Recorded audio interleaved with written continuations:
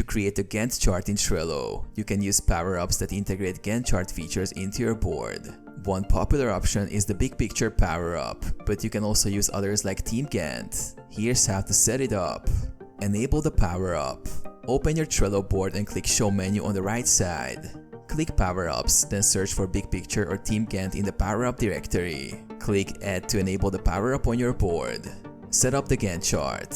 Once the power-up is enabled, you will see a new menu item like Big Picture or Gantt in the board's menu. Click on it to open the Gantt chart view. Add start and due dates. Each Trello card can represent a task in the Gantt chart.